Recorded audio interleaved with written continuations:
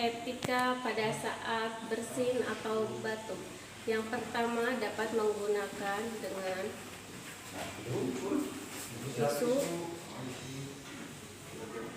ditutup, kemudian bekasnya dibuang ke tempat sampah.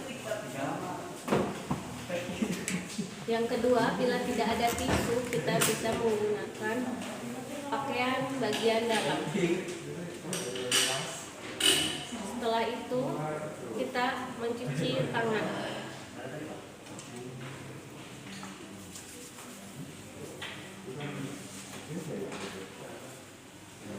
Kemudian menggunakan masker dan jaga jarak.